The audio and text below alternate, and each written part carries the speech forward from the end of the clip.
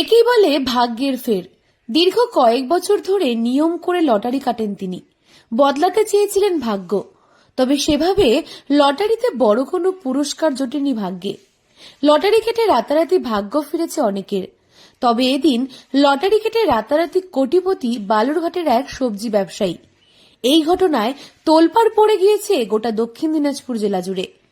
Lottery কাটার ঘণ্টাখানেক পরই কোটিপতি হয়েছেন ওই সবজি ব্যবসায়ী। লটারিতে কোটি টাকার খবর প্রথমে বিশ্বাসই হয়নি তার। মাত্র কয়েক টাকার টিকিটেই তার সংসারের হাল ফেরার সম্ভাবনা তৈরি হয়েছে। বালুরঘাট শহরের ২ নম্বর ওয়ার্ডের বটকৃষ্ণপল্লী এলাকার সবজি ব্যবসায়ী বিশ্বনাথ দাস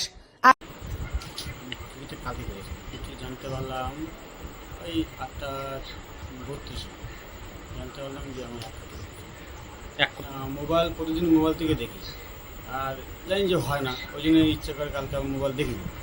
আর মোবাইলে কালকে চার্জ ছিল না, আমি সেই জন্য দেখতে হবে।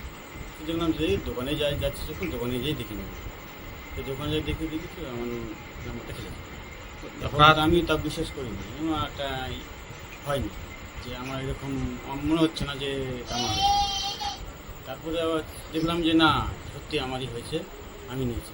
তার সামনে তো থাকবেই, সব কথা শুনতে হচ্ছে, একটু ভয় তো লাগবে। সবজি ব্যবসা এনে দিয়েছে। আগামী দিনে লটারির টাকা দিয়ে নিজের একটা বাড়ি ও ছেলে মেয়েদের পড়াশোনার খরচ চালাবেন বলে বিশ্বনাথ দাস এবং তার স্ত্রী জানিয়েছেন।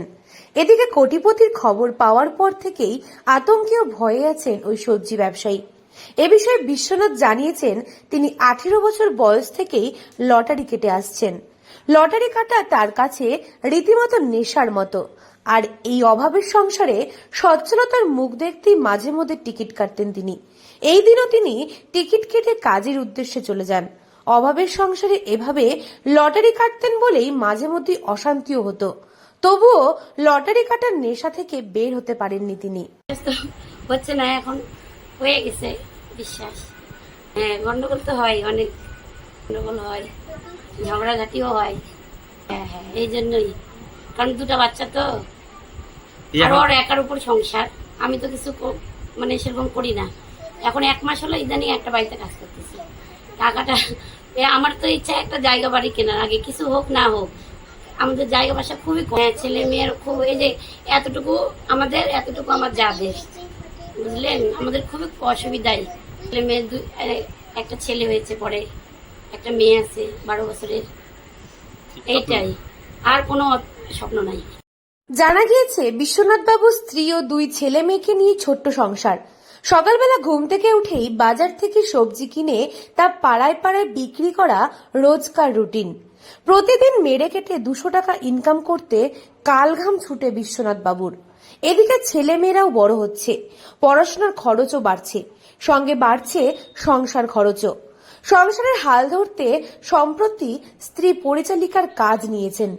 এদিন সবজি বিক্রি করে রাতে বাড়ি ফেরার পথে বিশ্বনাথ 30 টাকা দিয়ে লটারি কাটেন পাওয়ার হাউস এলাকার রোহিত চৌধুরী নামে এক ব্যবসায়ীর কাছ থেকে।